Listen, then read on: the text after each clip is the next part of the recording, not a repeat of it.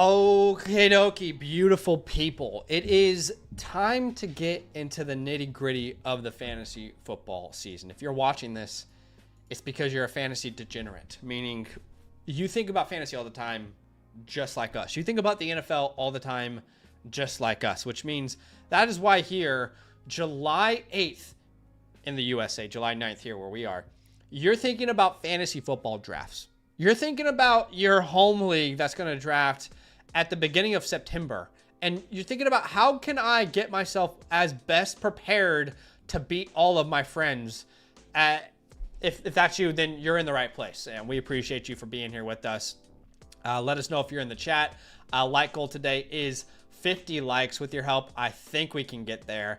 Pig Bennis, what's Gucci? What's up? Styles in the building. Gators in the building. 58 days until kickoff. We're getting very, very close. What's up, Tiny Goose?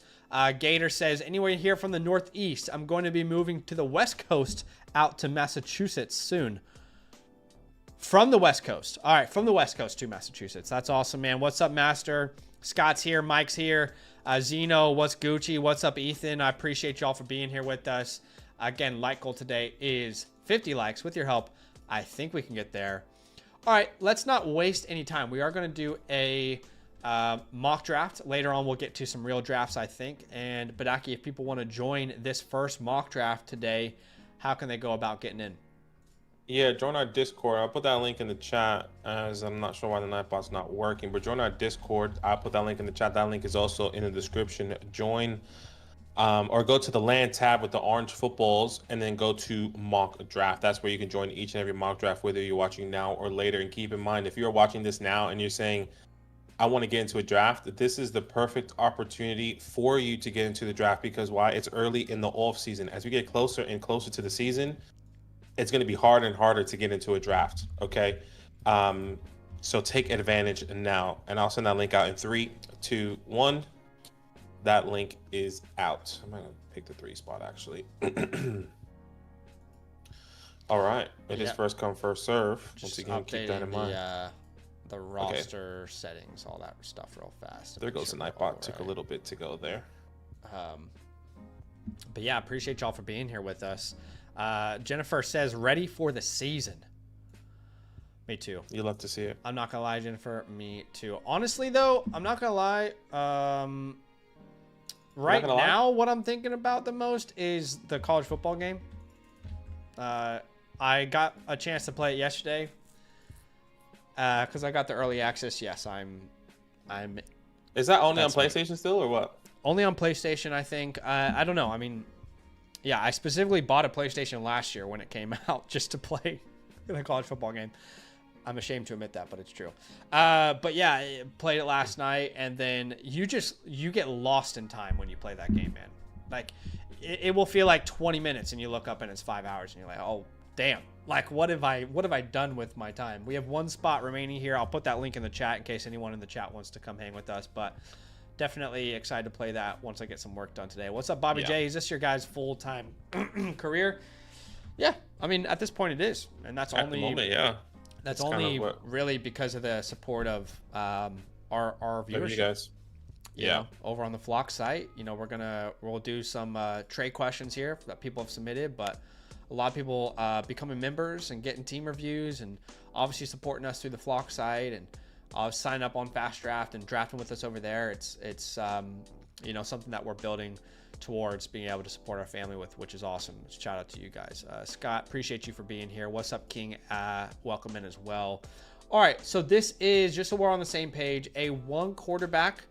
We'll go a start 9, I think it is.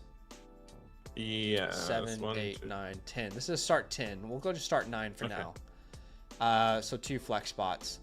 And it's a 1 quarterback PPR. Let's just say 0.5 tight end premium. And let's go ahead and get this thing started here in 3, 2, 1. Okay, let's see. All right, time to get down to the nitty gritty as Jamar Chase comes off the board there at the 101. Outside of Jamar Chase, nothing is solid in the top 6. Nothing. No, I think we've seen the conversations of these running backs, whether it was Saquon or Bijan as RB1 or whatever the case may be. is really kind of pick your poison at this spot. I think we feel comfortable with a massive tier here of play, at least for me, you know. So like I would be okay taking Bijan Robinson here, which as we continue to do more and more mock drafts, I feel like I'm potentially going to be going the route of taking a running back in the first because of the what we saw last year, and then potentially getting a wide receiver in the second instead of vice versa. Also depends on where you're at, right? Also depends on where you're at on the board. So this is kind of the consensus right here as a top 6. Like outside of like Jamar Chase, like you said, Saquon, Bijan, Jefferson, Gibbs, CeeDee Lamb, that's where my tier feels really comfortable. And then I guess there's a quote unquote tier break at the 1-7 where you can go anyway. Yeah, I think the worst place to be on the board, in my opinion, is a 102. I'm gonna speak on like both halves of the board. The one what? Sorry, it just cut off of me. Oh, sorry. If I look at the left side of the board, top 6 picks, and the right side of the board, I think the worst place on the left side of the board is a 102, because I truly think that I think you could place any one of these players as a 102 between the Saquons, the Bijans, the Jeffersons, the Gibbs, the Lambs. Sure. I don't see a reason to advocate against any of those names being the 102.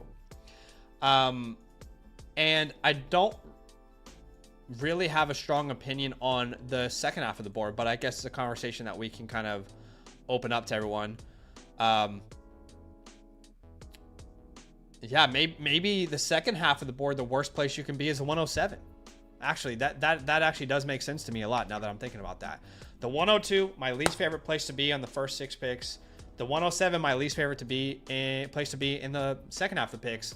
And that's because, again, there's just so many players that I think could fill that void from the 107 to like the 112. I think there's a lot of fluidity there. I'm going to start double receiver here with Neighbors and Thomas. But yeah, the other thing to consider there is when you take Puka Nacua at the 107, or whatever player you take at the 107, you're also the latest to take your second pick as far as like that second half of the board as well. So not only do you have to take the first guy, even though you don't have strong conviction compared to these other names, like a Puka between a Neighbors or a Thomas or a Brown or whatever, I wouldn't have super strong conviction on that. But you also have to wait the longest to get your second player. So I actually think that the 102 and the 107 are my least favorite picks this year. What about you? Yeah, I mean, at the moment, I don't have a real gauge of which one is my least favorite pick. All I know right now, I feel like I'm really confident taking a running back in the first, depending on where I'm at on the board. And having the conversation of the Derrick Henry, Devon Achane, and we've seen both of these running backs going in the first round. I don't know how I'm loving Henry and Achane. So I guess maybe specifically Devon Achane in the first, but yeah, I think we said this last time we streamed, but I thought Achane should have been a first round pick already before the Jonnu Smith move. So this just this to me just is probably where he should have been.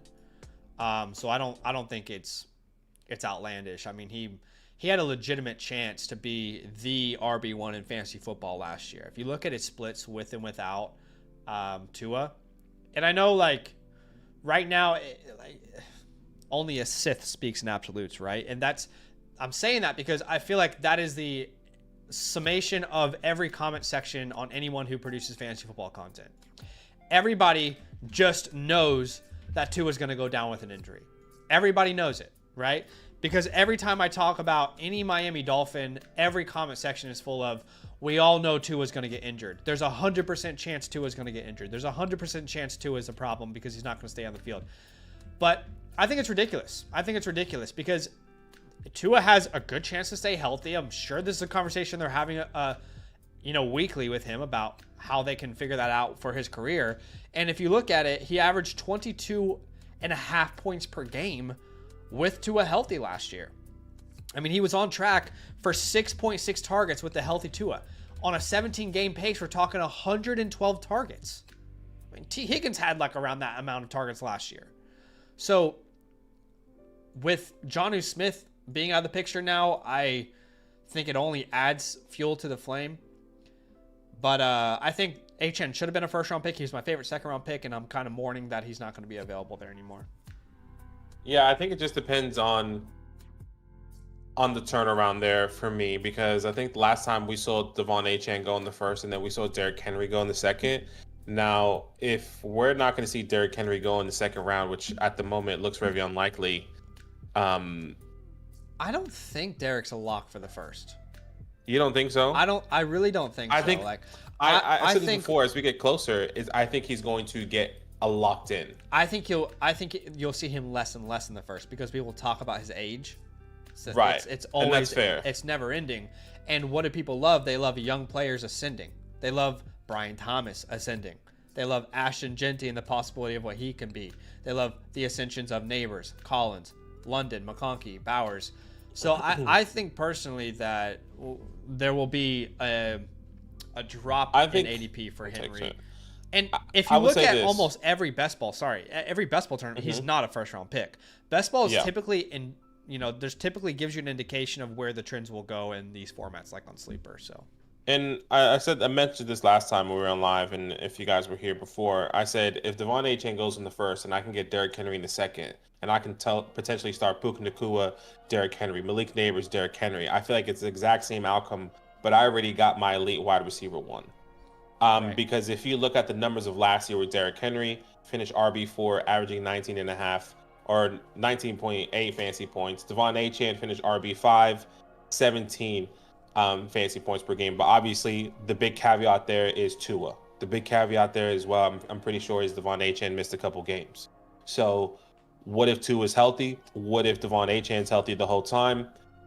I'm still getting the exact same production. It may not be from a PPR standpoint and a target standpoint, but I'm still getting the exact same points per game out of Derrick Henry than what we saw from Devon Achane. So I don't know if you will. Like this year, I don't know. I get it. I feel far more confident in Achane's ability to replicate his season than Henry's ability, and I'm not gonna bet against Derrick Henry. That's not really what I'm trying to say. I'm just trying to explain that, like, as you look at trends for players, the older they get. For Derrick Henry at this point of his career, every year from now on, you will have the question: Can he still do it? Can he still be the same guy? And I'm not saying I'm not going to sit here and say that he can't. I'm just saying that question will inevitably be hanging over him, and I don't think it's unfair either. I'm going to take Lamar Jackson here at the 310. Yeah, I don't think it's unfair, and I completely agree. And I think we've been saying that. Not us, but the community has been saying that for the past 3 years. When Derrick Henry got hurt, remember that year Derrick Henry got hurt, and everyone was like, "This could be the downfall. This is the beginning." He came back, finished as a top 4 running back. I'm saying this as the guy who drafted Derrick Henry last year in the Flock League, and everyone said he was washed. So I'm with you. Like, I was not anti Derrick Henry last year. I loved him, but those trends sometimes are difficult to avoid. Historically, not a huge fan of where the board is sitting at right now. I'm gonna go. I guess we're going 0 RB route here and just building out the rest of our roster to try and be elite. That's really the goal there with the 0 RB type of build. Typically wouldn't go this route, but I just want to try it out. I would typically have taken like a Neighbors and a running back, but there wasn't a running back I really wanted to take over Thomas there. But yeah, in an ideal world, when you go the 0 RB route, you get your elite onesies at Lamar with quarterback tight end. And then, you kind of piece together a running back room as you can. Whoa. I loved Bo Nix this year because y'all know how much we love Bo Nix, but I loved him because he was going like the 7th, 8th, 9th, 10th round. If Bo Nix is going to be a 4th round pick, I will have no stock of him. I'll be honest with you there. Yeah, that's kind of crazy right there. I was not expecting that. What's up, Albert? Welcome in. Appreciate you for being here, guys. We have a like goal today of 50 likes. With your help, I think we can get there. Be a friend and hit that like button. Mike says, I've said it before, Achane's a top 3 running back with a healthy Tua. Trenton says, am I the only guy that thinks Russ is going to cook this year? Russ, come on, talk it Russell Wilson? Is that Russell Wilson, Giants' future Super Bowl winning quarterback, even though he already has a ring.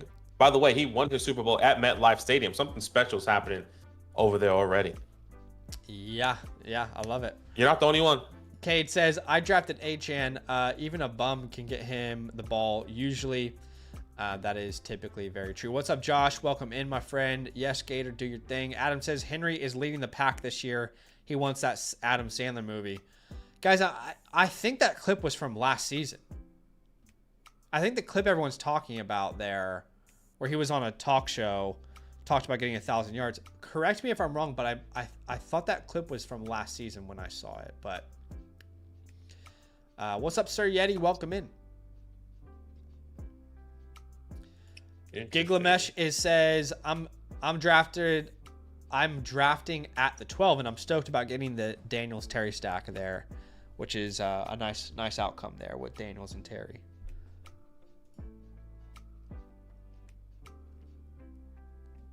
Okay, we get a running back here, and then I'll come back and get my wide receiver. Trey McBride in the 3rd round is crazy. Yeah, I thought somebody. I took a chance because I was like, I was gonna take Trey McBride and the 210, and I was like, nah, I'm gonna take T and see if Trey comes back to me, because that means either Adams was gonna fall to me then. You know, one of Adams or Mike Evans was gonna fall to me. Both of those guys go before me. So that's totally okay. Okay, so apparently that clip was this offseason. I don't know why I thought it was last offseason, but yeah. I mean, I promise you guys, any player is like, how do I say this? I don't think Derrick Henry needs extra motivation to be featured in a movie to go for 2,000 rushing yards. I'm pretty sure he would have wanted to do that every year of his career, but anyway. All right, so Ken Walker came off the board, then DJ Moore, Travis Hunter, and Joseph Burrow. So team here at the 1 spot was able to pair up Burrow and Chase together, which you love to see. Cortland Sutton coming off the board. I'm liking this build here because I think I said this last time. I'm interested to see how your team's going to pan out depending on the running backs, because I feel like going into this year, if you don't get a running back in the first 4 rounds, I feel like it's a massive teardrop, and you're kind of like, yeah, but that's not the goal for a 0 RB build though. The goal for a 0 RB build is not to have like a good running back room. You're really focused on like dominating the waiver wire and having the rest of your team carry you. Yeah, and I completely understand that. I guess I'm talking in the sense of like what I believe going, like for example, yeah. Last year it was like go 0 RB because you're going to get so many great values last year, if I'm not mistaken. But like this year, it kind of feels like all the good running backs are going in the first 4 rounds. And then you are going to be left with some decent ones. But you're obviously, once again, not jumping for joy. But yeah, for sure. And obviously the 0 RB, you decide what round you're going to break that at. Yeah, exactly. As RJ Harvey comes off the board. Starting with 4, like I love the. I've had plenty of builds where I've had, you know, robust running back. How do you feel about starting 4 running backs and only 1 receiver? Yeah. I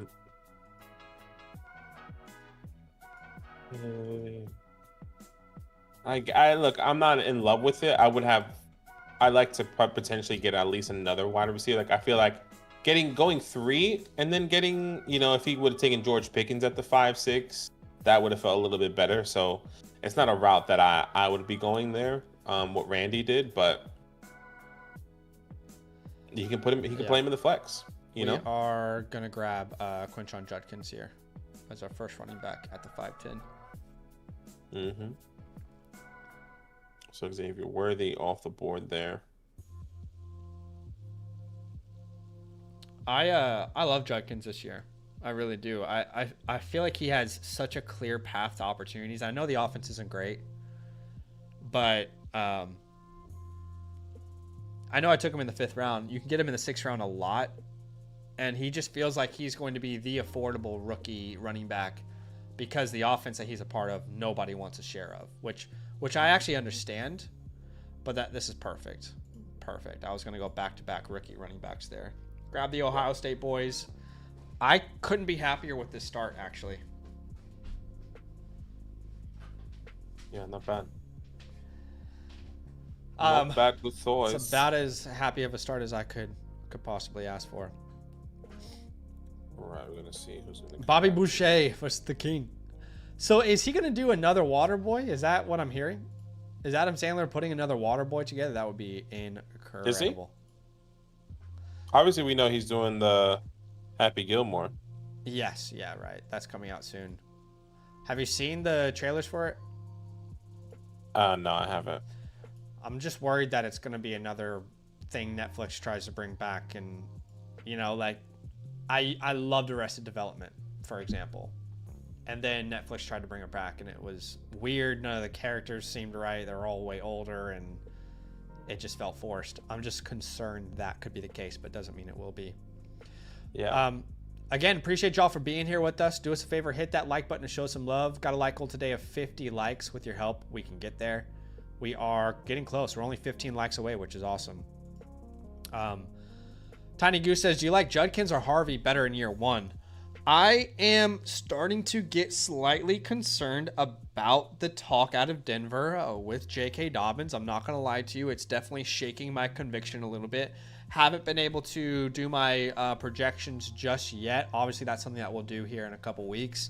But it's definitely shaking my conviction a little bit. I still struggle with the idea of Sean Payton taking someone in the second round and then just finding J.K. Dobbins off the street. The same J.K. Dobbins that the Chargers could have re-signed cheaper than Najee Harris, but they view Najee Harris as an upgrade. So I still find it difficult over the course of a season where RJ Harvey doesn't dominate. But it might not be like a week one thing like we anticipated. It might more be like, hey, from week 7 onwards, we're going to see RJ Harvey really dominate that role. So that's a little bit of a concern for me. I might need to see his ADP drop, but that actually is best case scenario because I still think there could be a really nice outcome for Harvey. But if he instead, he's a 5th round pick here. So if he becomes a 6th, 7th round pick, I think it becomes much more palpable to take him there. And I still think he has similar upside to finish the year as a league winner. So Yeah. And when the news dropped, I think you were on holiday, and I was on the page where like I'm not necessarily worried about J.K. Dobbins. What I was worried about and I agree, my tune is changing as well. At least my thought process is being swayed with everything coming out.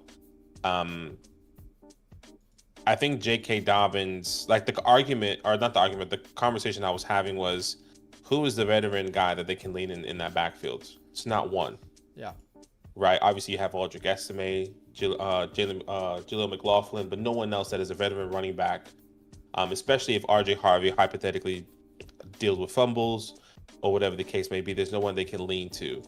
I think J.K. Dobbins is going to be the guy, from what I'm projecting right now, short yardage, goal line type of opportunities taken away from RJ Harvey, which could impact his ceiling for sure. I don't think we should under-discuss why the Chargers moved on from him and why they saw Najee Harris as an upgrade.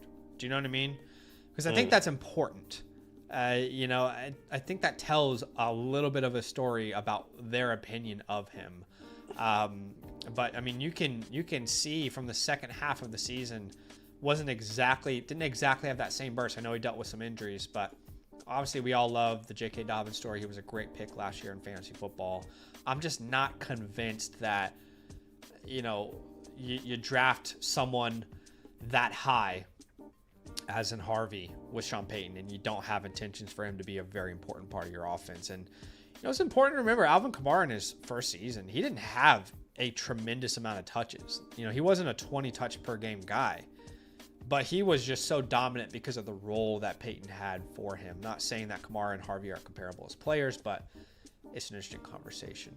What's up, Matthew? Welcome in. He says, Koala, it's been a hot minute. Bree and I are mad busy with work, school, and military. Always wishing you and your fam well. Same to you, man. Hey, man. Always good to see. Always good to see you guys on the stream. Adam asked if it would be insane to go CD at the 101. You're about to make your pick here. Anything you want to say before we... Yeah, I'm contemplating between the wide receivers here. It's not one I'm really leaning towards. Do I go with the breakout? Do I go with a little bit more of a safer floor type of vibe? In my rankings, is the next best available, so I'm going to go Rome Dunze here. Yeah, Rome's is such a fun pick because we all see him, at least not... I can't say we all. I know I do. Obviously, I believe you do.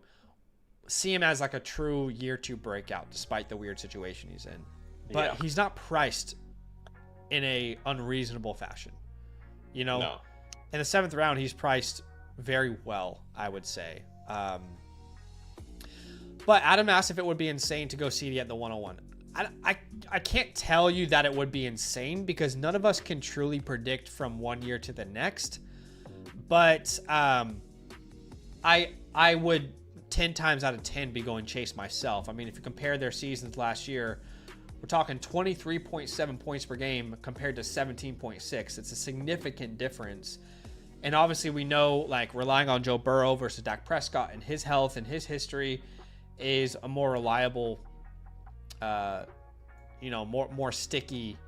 What was CD with Dak though? That's a good question. I can tell you that in a second. I know Dak missed obviously that second half of that season. He was not very good even before. No, he had a slow start, Yeah. and that was kind of one of the big conversations in the offseason. I remember having a lot of conversations with people at the Flock meetup talking about like where you draft, because the conversation was if CD was going to play and it wasn't going to miss training camp, are you drafting him 101? Yeah. And my thing is he has to make training camp. If he wasn't in training camp because he was doing that holdout last year, I was a little bit iffy on him. Yeah. And then he ends up making it. I think he missed a week, if I'm not mistaken. So he actually was better. I misspoke there. He was better with Dak. I mean, obviously that makes sense. 18.7 points per game with him, and then 16 points per game without him. But that's still far off from Jamar Chase. It's still not Jamar Chase and 23? Joe Burrow connection levels of reliable. I think for sure. Jamar Chase was averaging 23 fantasy points, 23 plus, or something like that. Yeah. Yeah, so We're gonna grab Josh Downs here as our third receiver.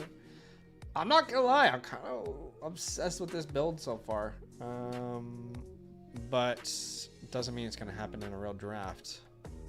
I do think ADP is gonna change a lot before we're doing any home league drafts as well. Do I prefer Judkins over Henderson? No, I actually do prefer Henderson. I was just trying to play the ADP game there. If you look at Sleeper's ADP, they actually have Judds over Henderson, which I'm surprised about. But I was hoping to get both, and just trying to play the board. And the board told me that it was likely Judkins was going to go first. That doesn't mean that would happen. It's just I was trying to play the board. So sometimes you I'm not a big DeAndre Swift guy, but I will take him here in the 8th round as my third running back. You know. So it's so easy to make a case against DeAndre Swift. It is so easy. But it's also so easy to make a case for him. And can I just explain that for a second? Because if you look at DeAndre Swift last year, probably the worst starter in the NFL when you look at like all the efficiency numbers, okay? All the analytics. He probably was the worst starter in the NFL. And obviously he's getting older. So you have to think about, as a player with his stature, his injury history, what that could look like. But the case for him is so simple too. Who in that offense is better than him? Nobody. Like, Rashawn Johnson could be Jamal Williams. He could for this team, right? I like Kyle Monangai, but there is not a running, like they didn't draft They didn't draft someone that tells you his job is truly in threat. And their offense was drastically improved. Not only their offense, but their offensive line. Ben Johnson is there. Ben Johnson's always had 2 running backs in the top 24 in the last 3 years. So it's whatever your take is on DeAndre Swift this year, I'm like, actually, you have the right take. And it could be the complete opposite take, but I could still sit there and look at you and say, I agree. I agree, because he was so bad last year, but unless he's awful again this year, I don't know how they replace him. Like, unless there's a trade that happens in the middle of the season, I don't know. It's super interesting to me talking about. Yeah, no, I agree. A weird wild card. I agree. I mean, it has to be a trade. Not sure who they would trade. First name that I'm on the clock here, by the way. I'm going to take let's add Cooper Cup to this here. It has to be a trade, and I think they will have more information and understand who they can go out and get if DeAndre Swift is not the guy. Right. The first name that comes to mind as a running back that can get traded, it's probably these older guys like Najee Harris. What if he goes to the Bears? Does that feel a little bit better? Do they go out and get a name like a Travis Etienne to go to the Bears? Yeah. The other name I can think of is that's actually probably it. It's the only name they can at least the older veterans that can come in and potentially take a job, right? Yeah. Other than that, there will be surprises. Like, not that I wouldn't be surprised if we don't see Zach Charbonnet or Kenneth Walker go to a different spot, but like, I wouldn't expect that large of a caliber trade to happen either before the season start, or before that trade window. No, I hear you. It's going to be a really, really interesting offseason with him. Mahomes is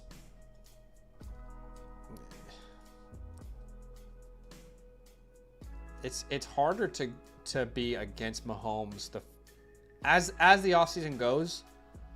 If you were doing best ball drafts like in January or whatever, February, like Mahomes is still like a top 5 round pick. But as the offseason progresses, it's becoming more and more difficult to be against Mahomes because he keeps falling so far down the draft board.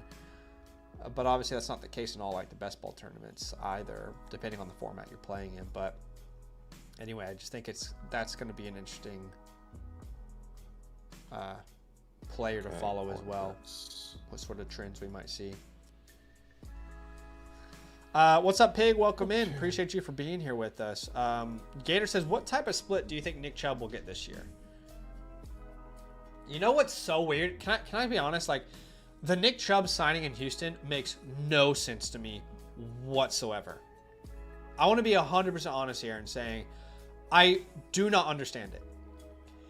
Because when we think about a running back that really fits the Houston offense, the last build I would think about is a Nick Chubb build. And clearly Nick Chubb throughout his career was far superior to what Dameon Pierce was. But I'm talking about like that bruiser running back that offers very little in the passing game. It's why they never used Dameon Pierce at all. And also because Dameon Pierce wasn't good. First off, I don't even know if Chubb is going to be good anymore. We have no idea if he's going to be the same player. But he makes no sense. Like, if an ETN went to Houston, I would be like, that makes a lot of sense. Like, if he went to, Houston. But I don't understand how Chubb fits their offense at all. So I'm kind of viewing it as like a depth piece at this point. Like, really, really late version of a LaShawn McCoy joining an NFL team. It's like different players, right? But as far as like the role he could potentially see, that's how I'm viewing it. I don't know if I'm right. I could easily be wrong, but I just don't think he fits their offense at all. I don't understand it. So I don't envision him being a huge, like, what, maybe he gets 20% of their work out of their backfield? I don't know, but no. Yeah. I mean, I agree. Like, I'm not a huge believer of Nick Chubb taking any opportunity away from Joe Mixon. I think what this gives him is insurance if Joe Mixon does go down, which we saw last year, and we saw a jumble. We saw when Joe Mixon went down, that offense was in shambles because that's what before Nico Collins went down, before Tank Dell went down, it was okay. This offense is going to be run first. Then Joe Mixon goes down, and then it was, what's happening? Who am I throwing? Who's running the ball? And I just think it gives him more insurance later on down the road if Joe Mixon does miss the games, which we have seen. We see him miss 3 to 4 games essentially every year. So that just gives him more insurance on their part. I will say though that typically when Mixon goes down, they don't or when the RB1 goes down, they typically don't replace him with some like specifically run focused player. At least from my my feeling in the past couple of years, they don't typically look at. That's why Damian Pierce never got it. It was like Dare Wale. You know what I mean? Mm-hmm. So I don't know. I'm not saying you're wrong. I just don't know if those trends will hold up. I love Keon Coleman in the 10th round there. Yeah. I love Higgins and Coleman as late round picks. I couldn't be happier with this team. I'm not going to lie to you. It doesn't mean that it's going to work out, but to go no RB through 4 rounds, I think this is about as good as things could have panned out. Got an elite quarterback, elite tight end. Love my wide receiver room. And then we can see if we can hit on some handcuffs and some waiver wire running backs throughout, the season. What's up, Jeb? Welcome in, my man. Appreciate you for being here with us. Joshua says, if the football weighs 600 pounds, Nick Chubb is your guy. What's up, 84 Goat? He says, if you're pick 10, would you go back-to-back wide receiver or running back? You know, we're going to bring out some strategy videos this year, and we brought out one last year, and I'm very proud of that video. But ultimately, the best strategy is, what is your draft doing, right? If your draft is a draft where, 11 out of the 12 first-round picks are running backs, then wide receiver is probably the play. You got to stay water throughout an entire draft, and I think the best strategy is always to adjust your strategy depending on what your league does. The league is doing. Yeah, that's probably the biggest advice. Like, we would never know. Yeah. We would never know. So I think that is the best piece of advice I could possibly give you. As far as DJ Moore, Gator, I would just say there's a video coming out soon, and watch that video, because I will talk about DJ Moore in said video. Be careful. Style says we should make this a real league. I would actually love for this to be a real league, but no, this doesn't feel like the stream. This doesn't feel like the stream to make it a real league. Fuck. Sorry, family friendly. I want to Trey Benson there really bad. That's okay. I can pivot. It was either Trey Benson or Isaac Garendo, which I'll take there. Not gonna lie, I really like the robust RB build that this Team 6 built. I don't know what their wide receiver 2 spot's gonna look like, but between Waddle, Debo, and Pearsall, there definitely could be some upside there. I just think if you're going to go this route, you probably can't take a running back in the 10th round. You probably need to try and hit on another receiver. Like, you need to bet on a Trey Harris breakout. Rashid Shaheed being the guy he was last year, Right. But right. Didn't mind that build at all. Yeah, Randy's got a little squad. I like it. Joshua, what's up? He says Nick Chubb's knees, weak knees, and Joe Mixon's weak-ass ankles. Damian Pierce about to finish the season by trial of attrition. I actually think that name is Woody Marks. Be careful. Be careful. Woody Marks is the guy that no one's thinking about right now. Go send a 4th for him in your dynasty leagues. Oh, man. But again, appreciate y'all for being here with us. We are so close to our like goal today, which is 50. We're only 4 likes away from 50 likes, which is incredible. Appreciate y'all for showing us some love. Obviously mock drafts are fun. We enjoy being in a mock draft with you guys as much as, doing anything on our channel. But we also like to get, kind of put our money on the line and get into some real drafts. And I think Badaki and I are probably going to jump into a rabbit tournament here on the FastDraft app. I put a link there in the chat, but I would love for you guys to come join us on the app and draft with us. You can download the app on any platform, FastDraft Fantasy. Use our promo code LAM when you download the app. We'll match your deposit up to $50. That is up to 10 free Flex 4 drafts or multiple free Rabbit drafts on us. When you finish your first contest, I'm going to send you my rookie report and my season rankings, my cheat sheet, completely free for this season. Check out the link in the pinned comment. I just pinned it in the chat. We would absolutely love for you guys to come join us over on the FastDraft app. I actually just got into a tournament here. Yeah, we got into it. In the Rabbit. I am currently at pick 2, which it's hilarious. I literally just spent the majority of the stream saying how much I hated the second overall pick. But here we are. You're forced to make the pick. Consensus number 2 is Bijan. It makes sense. Yeah. I was thinking like maybe I could do something unique there, but at the end of the day, yeah, can't. And I will say it is a very good time of the offseason to try and take advantage of ADP over on the FastDraft app. Not only is it like a up and coming app, so it's not as big as like your underdogs, let's say for example, who have like millions and millions of users. You have a very good chance at like winning these sort of tournaments, but also it means at this point of the offseason, the ADP is very exploitable. So you'll see that as we go further down the app. As a draft kind of progresses, it is very, very easy to exploit the ADP to get the guys that you think are undervalued, let's say, in fantasy football right now. But where are you at in this draft? I'm at the 9. By the Ashton Jency just went at the 103. Oh my gosh. Well, this is someone putting their conviction in Ashton Jenty, right? I mean, at the end of the day, someone put money in this draft, and it's fun to see people put money on a draft and then make some of the decisions that they make. You're at the 9 spot. Yeah, I'm about to choose here. Yeah, you're gonna have your choice of probably receiver. I don't know what you're gonna do there, but yeah, most likely receiver. I'm hoping Malik Neighbors, but looks like this guy goes Christian McCaffrey. Getting my exposure up still on Malik, 9.5. That probably goes up to 11 now, maybe 14%.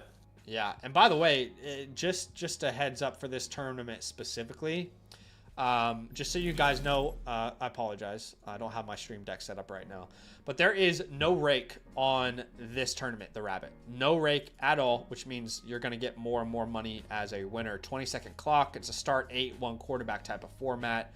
But again, use our promo code LAND if you sign up. We'd love to draft with you. And I'd also like to say that if you do sign up, please DM me because I'd love to add you to our group chat. We have a little group chat going over there on Discord where we draft together. But you started with Malik Neighbors, then Puka Nacua and Nico Collins came off the board. What are you thinking here? Yeah, I might go LSU boys potentially. Malik, Brian Thomas. Yeah, I don't have a build like this. I don't think so. Let's go Malik, Brian Thomas. Can I tell you something? I think it's more likely that Brian Thomas finishes top 5 this year than he finishes outside the top 10. There you go. That's how confident I am in Brian Thomas. The question is then, my question to you is how confident are you of Travis Hunter and where is he going to finish for you if Brian Thomas finishes top 10? Because I personally don't believe, which I could be wrong, Trevor Lawrence can support 2 top 10, top 15 wide receivers. I think one has to excel and the other is going to have up and down weeks. Yeah, I would lean on the fact that Liam Cohen turned Baker Mayfield into a superstar. Had his best ever season his entire career. You know, Baker Mayfield, who was known for erratic play, averaged 71% completion percentage with Liam Cohen as his head coach. That's insane. Mm-hmm. That's genuinely ridiculous. Liam Cohen got Will Levis drafted in the early 2nd round, who is now a nobody in the NFL. This man is the quarterback whisperer of our generation, and I would just lean on Trevor Lawrence also taking a step up, which you obviously make the graphics for our content. You would have seen me. I'm pretty happy with Trevor Lawrence in my dynasty leagues. I'm going to grab Rashee Rice here at the 209. I don't have any Bijan Rice starts, I don't think, so I wanted to try something different. What was I saying? Sorry, I kind of got off track there. Anyway. I don't know, but I'm going to take Trey McBride here. I think the Jags offense as a whole is probably going to be the offense that takes the biggest 180 from one year to the next. Like, if anybody is this year's Washington, obviously that doesn't mean Trevor Lawrence is going to rush for touchdowns. But if anybody is this year's Washington in a turnaround as an offense, I think it's Jacksonville. Jacksonville is who I would bet my money on. Okay. You guys noticed that 3rd round reversal there. That is a part of this tournament here. 10 team. There is a 3rd round reversal, which I think it's fun. I'm not in any other best ball tournaments that have that 3rd round reversal. So it's when you're at the back end of the board, you're not really disappointed. You're like, okay, this is cool. I like this actually, you know? Yeah, I like the 3rd round reversal. And you guys see me able to get Trey McBride here at the 3-2 and a build like this going Malik Neighbors, Brian Thomas, and Trey McBride there. So definitely a unique one already. Joshua says, I got as much faith in Pitts as I do in Burks. Yeah. It would be actually hilarious if this is the year that Pitts breaks out. Because no one, you cannot convince, there's not a single soul that is in on Kyle Pitts now. No one at all. Even people like me who were super in on him to begin his career. No one is in on him at all. Nobody, not anymore. Shout out to Kyle Pitts, my one share, and now I can't sell him. Yeah, I took Lamar Jackson there in the 3rd round. A lot of data shows that in this sort of tournament, if you're going to go quarterback, you want to get one of those elite guys, and if you don't, you kind of want to pump the position for a little bit. Nah, I definitely get it. I have a lot of Lamar already. I'm trying to get more Jaden Daniels. That's what I'm trying to get. It's really hard to get Jaden Daniels, I think, in this tournament. Yeah, in a tournament like this, I will go quarterback really early. There'll be a lot of builds where I'll go quarterback late. But in my traditional like redraft home leagues, I probably won't have that same strategy. What's up, Original Eric? I appreciate the super chat here. He says, in a startup, would you trade Neighbors and a second for McBride, Tet, and the 608? Other receivers are Brian Thomas and London. In a startup, would you trade Neighbors and a second for McBride, T-Mac, and the 608?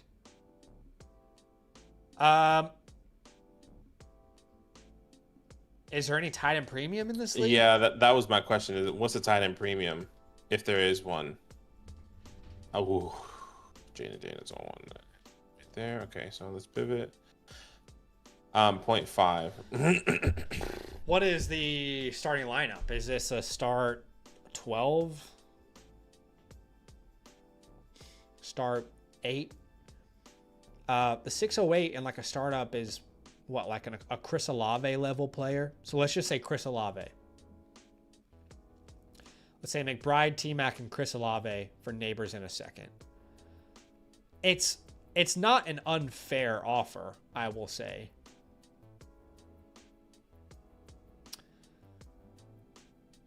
Start 10, 2 wide receivers. Right. So you're trying to get more depth here, I'm assuming. I don't think it's an unfair offer. It's just so hard to be happy about losing Neighbors. Yeah, so your other receivers are Brian Thomas and London. You also have Malik Neighbors. You're trying to acquire McBride, Tet, and the 608. Let me ask you this question. Can you take out Neighbors and swap him with London? And then let him keep the 608? Does that make it even? Does that make it better? Or does that just make it unbalanced? Because that's something that I would do. I would try and keep Neighbors, Brian Thomas, try and sell London, and still I will just swap London and Neighbors. By the way, Eric, we appreciate your super chat. Just for future reference, you're more than welcome to donate here on YouTube. But if you wanted us to have a better in-depth look of your team, all you have to do is go on the Flog Fantasy website, and then just like a super chat, you purchase that super chat. But what you can do is link your sleeper team or ESPN or Yahoo. Oops. We can see your team and go through all that as well and be like, oh, well, this guy has this. So, for example, like Zach can pull it up here. Yeah, so you see how J-Top has that? You can link your team, and we can see what you can do and then give you better options on there. So keep that in mind for future reference. Yeah, so for example, J-Top submitted a trade question, and then we can actually look at his league while he's submitting the trade question. So just a better format for you. And then also YouTube takes 30% of your donation over there on YouTube anyway. So just better for us as well. Better for you, better for us. I went DJ Moore and Sutton. I have no shares of DJ Moore at all. And sometimes I'll do that in a tournament like this just to have a share of a player. That probably tells you a little bit about my conviction on DJ Moore this year with all the changes that happened since the draft. But also love Xavier Worthy in this specific format. In this format, yeah. Me too. I try and get a lot of Xavier Worthy. He just goes up the board there. Same with like Devonta Smith. These guys who have like those one games that, you might not be obsessed with their week to week output, but the one game merchants maybe. No, I get you. I think of the Devonta Smiths. I think of sometimes the Zay Flowers will have like a 20, 30 point game. The Jordan Addisons of the worlds. Yeah. I know all those guys have these crazy games Um, often. but to finish, I don't think we really answered the question, Eric. I think it's a fair deal, and if T Mac hits, then you're winning that deal by a mile. But it just comes down to who's at the 608 and if you're comfortable moving on from Neighbors. It hurts to move on from Neighbors, but in a tight end premium Tad McBride, that's also a pretty big impact. So I think it's fair. It's fair value is what I would say there. That is true. Baker Mayfield is a true survivor there. Oh, you go George Pickens. I love to see it. Yeah. I know we have. I mean, as much as I don't, there, but I love as much as I Pickens. don't like George Pickens, I do believe he's gonna have the boom bust games, right? Like, Right. I'm gonna take another running back here actually. Take Travion. Nice. Yeah. So once again, I think he falls more in that category with Addison, the Devontas, those type of guys. At least for me. Yeah. So I like taking shots on him because I wouldn't be surprised, especially with Dak Prescott, him having 50 yards or 80 yards and 2 touchdowns because he caught a deep one, you know? Yeah. I hear you there.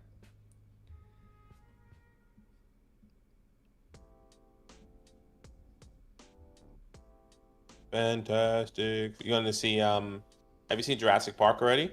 Yeah, bro. Is it actually good or is it bad but you just enjoyed it? Well, look, this is the reality of Jurassic Park movies, and I think I think you and I have talked about this before, but just in general, like Jurassic Park movies, is it like the best script you've ever seen? You know, does everything make sense logically? No, but that's not why you watch Jurassic Park. Like, you watch it because you could put it on at any moment, enjoy yourself, and it's an action, you know, and there's no harm in like watching it. But so I guess that's kind of setting you up for what I think. But No, I thought seeing it was a good movie. I really enjoyed my time, but I wouldn't say it's like some movie of the year or, you know, like. No. I agree. I think I've seen clips of people saying, did the people forget that the movie was about dinosaurs? Meaning that there was a lot of dialogue in the movie, but I could be. That was just a clip I saw There's on a TikTok. lot of dinosaurs in the movie. I don't know what people are talking about with that. There Okay. are a ton of dinosaurs in Jurassic Park. But No, it's I'm just excited for it's a it. different type of movie because they're like the premise, which this isn't going to ruin anything about the movie, but the premise is that there was a like factory is not the wrong word, but the old park, when they created the old park, they were, you know, they realized that their audience was getting bored with the modern dinosaur, like with the standard dinosaur, so they wanted to like create different versions of dinosaurs for the consumer, and that led to like a lot of weird experiments in this lab, and then the lab got overran by these dinosaurs that they were experimenting on, and that's the island that the movie takes place on, basically. But Right. Okay. Interesting. um No, I definitely want to watch it. I want to watch it. I know Superman comes out this weekend as well. Yeah. Which is also It's a exciting. good time for And films in general. Yeah. At least specifically this month, there's a lot of good films. At least films that I've wanted to watch. Yeah, same. And normally I'm a going to the movie theater type guy. I'm going to take Tony Pollard. I don't have any shares. I just took 2 guys that I have 0 shares of, Jacoby Myers and Tony Pollard there. So Gator says we got 50 likes. We did. That's awesome, guys. Appreciate the love. Oh, Appreciate yeah. the support. Joshua says the new one reminded me of Jurassic Park 3. It was a good thing. Way better than Dominion. Let's be honest. We just want to see dinosaurs eat people. yeah. Yeah, I watched I Dominion enjoyed one it. the I other really day. enjoyed it. Yeah, I watched Dominion and it was like they were just trying to be in the nostalgic back. I remember how like, okay, I get it. We brought the people from the first movie back and it was cool and it was like, oh my gosh, you are this person. It's like, wait, you're this person. You train raptors? Yeah, whoa, you dig up dinosaurs for them? Like, yeah, wow, sick. Yeah. Anyways. But yeah, I'm excited for Superman, which I want to see it on Thursday, but technically tomorrow for us. New World wasn't bad. I agree, Mustang. Yeah, Superman looks interesting. Obviously, James Gunn. He's had a lot of success with superhero movies. I've never watched a Superman and like been in love with the movie. I don't know if that makes sense, but I personally thought, which is funny because listening to all like the movie nerds on TikTok and stuff, they hate Man of Steel, but I don't think Man of Steel is terrible. I think there's things that could be better. Yeah. But I thought it was cool the way that they like showcase how strong Superman was in Man of Steel. We're gonna stack Mark Andrews and Lamar Jackson here in the 10th round. Yeah, that's nice. Yeah, I just never ever watched a Superman movie and left it and been like, that was sick. You know what I mean? Like, it's just never happened. Parsons asked, where did Genty go? Well, let's keep in mind, guys, this is a paid best ball draft, and he went at the 103. He went the one, yeah. I don't know. That's it. It happened. That's all I can say about it is that it happened. But yeah, if you guys don't know, we are drafting on the FastDraft app. You can check out the pinned comment. Maybe Badak can put another comment in the chat if you guys want to sign up and play with us. But if you have never played FastDraft before, you can download the app and download it. Use the promo code LAND at sign up. We'll match a deposit up to $50. Give you some free money to play around with. You can get up to 10 drafts for free. And when you finish your first contest, you're going to get my rookie report and my cheat sheet, my season rankings for the 2025 season, completely free. So check out the pinned comment. We'd love for you guys to come draft with us on the FastDraft app. And if you do download it and use our promo code, let me know. Just DM me on Discord because I'd love to add you to a group chat if you want to draft with us in some of the community drafts together. But it's been a lot of fun. The Rabbit tournament is new. It was only released, what was like 9? Is it like 2 weeks ago now? It's probably almost 2 weeks ago now. It's almost 50% full already, the first one. Crazy. So, and it's just going to get, not that it's going to get harder to get into these, but to get stock in these. Like, the reason why I'm saying this is because this is a smaller app that's up and coming, so your chances of technically winning on here, rather than somewhere like an Underdog or some of these other bigger platforms, is actually significantly higher because the amount of people that are on here aren't as much. Yeah, but they are grinding out as many drafts as they possibly can. The FastDraft people are grinding 100%. They are grinding, and it's also like the ADP is very exploitable as well. Yeah. So I like it. But we appreciate y'all for being here with us. Hey, thanks for the super chat there, Patrick. Appreciate that. He says, thanks for the valuable videos, bro. Keep grinding. Very, very kind of you. Yeah. Love. Appreciate that big time. At this point of the draft, you're kind of like upside, stack. What do I do? Yeah, this is what I do. I normally for the last 3 rounds or 4 rounds, I look at who I don't have much exposure or stacks, and I try and get them on my team. Like, I have a lot of Garendo and Trey Benson in this area. Yep. So like now I've been trying to hit names like the J.K. Dobbins, the Ray Davis of the worlds, just because I don't know the Rashid Shaheeds of the worlds. I also try and look at like names that for my last pick. I also try and look at names that I don't think will be drafted very often. Yeah. You know, like, for example, I'm going to go down the board here quite significantly, but like your Jalen Knowles of the world, for example, like Jalen McMillan, the Mason Taylors at tight end, the Legettes, even though I'm not a big Legette guy, but I kind of just start to look down the board and think, what couldn't Johnston even, like, I'll throw a dart at him at one of my last picks at times.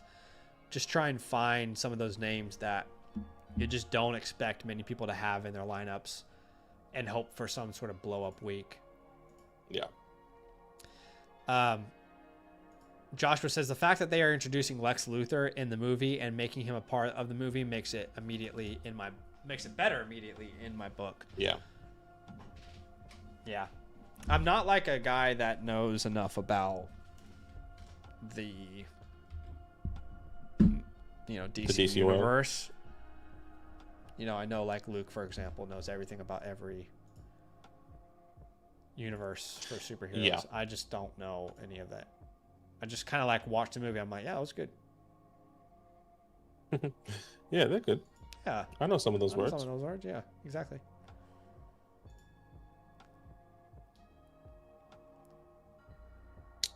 Okay, I'm back in the clock here already.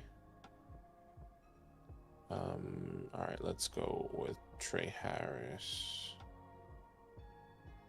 And then I can kind of come back and get some of these other guys on the turn around, which should be good.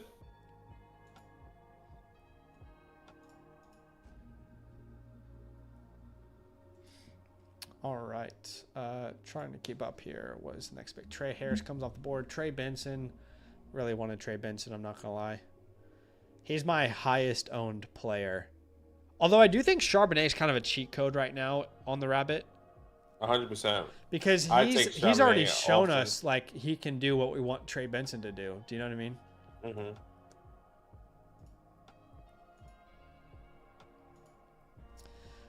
So Charbonnet comes off the board. Then Ray Davis also coming off the board. JJ McCarthy.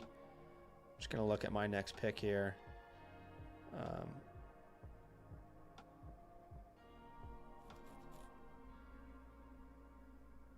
Yeah, let's see.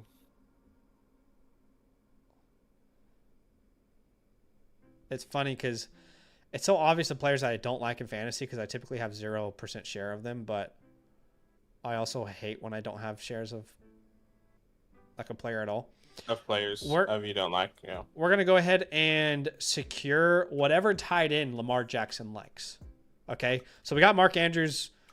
Let's add Isaiah Likely. Whoever you like this year, Lamar, is totally fine. If you want Likely to go ahead and be the guy for you now, we're on board, my friend. We are on board.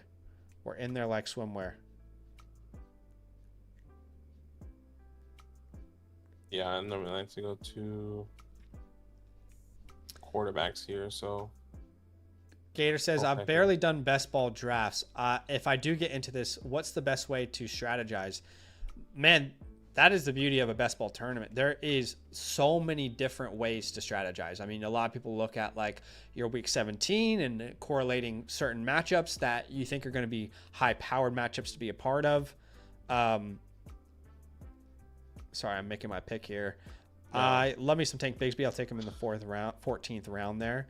And then obviously, you know, if you want to have certain builds, you know, you want to go crazy and have a build that only has one quarterback, one tight end, but, you know, 7 receivers and 6 running backs. There's so many different builds that you can go into it. There's actually, I would say, probably more strategy because there's finite rules to the outcome in a best ball than even like a traditional redraft league. Yeah, and I think that's why people are so addicted to it because they will try everything, you know, and there's no like wrong doing when you think of Trevor Lawrence went. Dude, they took Trevor Lawrence today. That's okay. It doesn't feel like there's any wrongdoing when you think of some of those things, right? Because it's like, you know what, I'm gonna go robust RB, or I'm gonna go late running back strategy, and then some because every year is different, right? Last year you were really happy going with as many running backs as possible, so whoever got robust running backs, you felt really confident in your team. Where this year could be a completely different strategy. So the more you draft, the more opportunities you are going to have. Justin Herbert is so cheap this year. Oh no, I took the wrong one. I had him on my queue. Who are you going to draft? I was going to draft Rashid Shaheed. Oh, I didn't want Brenton Strange. I like Shaheed this year as well. Yeah. That's okay. It's not that bad. Strange is a nice pick, though. I was going to take Strange if I had is anybody drafting with us? Is anybody watching our stream and drafting with us? Because we keep talking about players and then they get drafted, but it could just be ADP. I've noticed a couple players that I've like put on my queue, like way down the board, have been taken, but it could just be coincidence. That'd be great. I mean, if Mason Taylor gets drafted before me, then someone's definitely watching the stream. Because that will be my last pick, Mason Taylor.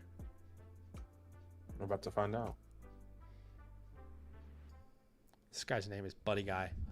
But anyway, we appreciate y'all for being here with us, guys. Obviously, enjoying the stream, enjoying our time with you guys. All right, so Mason Taylor's available. I'll get my first share of Mason Taylor there. And we went 2 quarterbacks, 4 running backs, 6 receivers, and 3 tight ends in that build. That's a very unique build. I don't typically do that, but obviously had a lot of fun with that one. Again, would love for you guys to come draft with us over on the FastDraft tournament. It is currently updated 46% full. The Flex 4 tournament, which is a lot of fun as well, 98% full. I'm going to try and jump into a Flex 4 here as well. But we have some questions on the Flock site that we're going to get to. Want to get a couple more entries in before this alpha tournament gets all filled up. But let me go ahead and go to our site here. We've got some questions that we need to answer. First one's from Jay Tov. Can you read that one out for us? Yeah, Jay Tov, appreciate you, man. Mine is loading here. Okay, so it looks like just RJ Harvey for Bryce Young and a 2 quarterback 12 team start 10. Off the rip, I would just take Bryce Young in a super flex league. And you're sitting away RJ Harvey. Looking at your team, you have Amarion Hampton, Quinshon Judkins, and your running backs are Anthony Richardson and Daniel Jones. So you kind of do need another running back in a super flex league. I personally will be okay taking this trade or doing this trade. Yeah, this is close. RJ Harvey, Bryce Young. I don't have a strong opinion on this one. But again, when we look at your leagues, like Badaki was mentioning, you definitely have a stronger need at quarterback. I don't think this team is really competing though, but yeah, I mean, I think overall I lean probably towards Bryce Young. I feel like Bryce Young might have a longer leash in the Superflex format if he hits. You'll feel good about that. But do we really think you can't get a bigger name than Bryce Young right now if you're going to move Harvey? I guess it just depends on what people think of J.K. Dobbins. So can you get a Chuba for Bryce Young? Or sorry, a bigger name, excuse me, for the quarterback position. When it comes into Bryce Young, I'm not sure if there's anything a little bit higher that you can get. I could be wrong. I'm just trying to pull up my rankings here. So Bryce Young right now, like in the range that I'm thinking, you could probably get a younger quarterback to restart it, like a Jackson Dart. But like I would still want. What about Tua? Tua, I have Bryce Young higher than Tua, but I think if you go higher than like a Dak Prescott. Yeah, I think I would probably prefer to get in like the Trevor Lawrence range, Michael Penix, Jared Goff. Baker Mayfield. I don't think you can do a swap. Are you trying to say just a swap? No, I don't think so either. But like if you could attach like a second or third on top of it and kind of meet your way there, I would probably prefer that route. But there's not a wrong answer here necessarily. Just having a look at our FastDraft update. We have 1 spot remaining in the Flex 4 tournament. We'd love for you guys to come join us. You can use the promo code LAND to get your deposit matched up to $50. That is 10 free drafts on us, specifically in this Flex 4 tournament, and we are actually full. So let's get to that here real fast. Yeah. I want to get because I saw it at 98%, I was like, ooh, I'd love to get some final teams here in that Flex 4 tournament. If you don't know, Flex 4 is a little bit different to the Rabbit. It's only a 6-round tournament. Flex 4 is super simple, and if you ever have 5 minutes and you would just rip one off, super easy. Sounds like I'm talking about a fart. I'm talking about a best ball tournament. Just want to rip one off. But you draft 6 players. There's no positional limitations in this format, right? So you don't have to draft any running backs. You don't have to draft any tight ends, any wide receivers. You can draft all of one position. You can mix and match however you want. But you draft 6 players. The top 4 get into your lineup each and every week. And then, obviously, whoever scores the most points wins. So you can see here, Chase, Gibbs, Saquon, and Genty are is the start for this one. And then Carly's up on the clock here at the 105, and I'm here at the 106. Gator says, how do you figure out what tournaments to enter? Just kind of what you're feeling, man. If you have like 30 minutes, if you have like 20 minutes or 20 to 30 minutes, I'll probably jump into like a rabbit tournament because it's more of like a 15-round traditional tournament. If I have like 5 minutes and I'm waiting at like the dentist or something for my turn, then I'll probably just rip a Flex 4 because it goes by so quickly. I feel like I'm getting a gift here. See Lamb at the 107. Yes, please.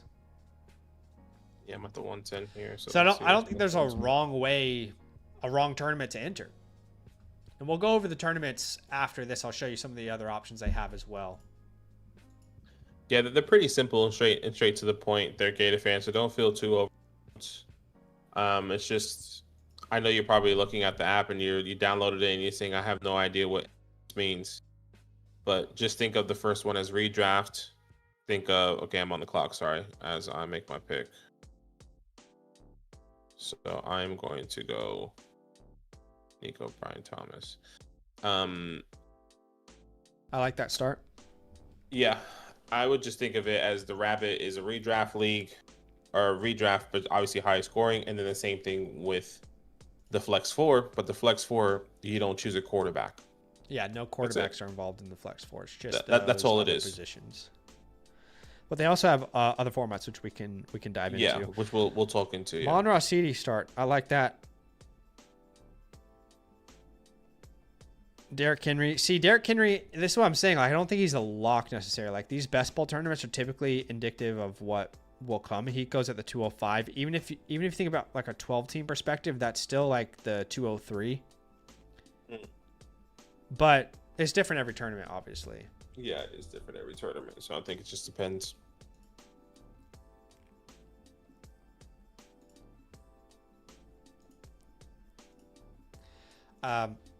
Just really depends. All right, so Derrick Henry comes off the board. Brock Bowers, Jonathan Taylor. What's your like ownership of tight ends? I find it difficult to draft them because you don't have to. For me, I'm only drafting the top 2. Everyone else I don't care about. It's like in this format, it's Bowers or McBride, or you don't care. Right? Yeah. So like if McBride comes to me right here, I'm drafting him every single time because I think when I think of those positional players and like when I think of points per game, Trey McBride, that tier drops for me when you look at what he did last year and what these other players did. So like, yeah, in overall total points, McBride had 15.6 or points per game 15.6, but at that wide receiver positions, those players that were available, like the Lad McConkeys, the T Higgins, obviously T Higgins a little bit different because you probably look at the ones with Joe Burrow, but like he outscored a lot of these guys, right? Yeah. The Garrett Wilsons, the Jackson Smith and Jigbas, the Lad McConkeys, those guys that are going in this round. Damn it! I saw Rashee Rice's ADP, and I was like, maybe I can sneak him into round 4. I was getting Rashee Rice in like the 5th round in this Flex 4 tournament, like a month ago, 2 months ago. A month ago. Yeah. And that is why you want to be drafting on these tournaments early, because the earlier you're there, the better the ADP is to exploit if you have a strong conviction on certain players, like I've had on Rice all off season. But see, I mean, like I've started 3 wide receivers. This is the beauty of Flex 4.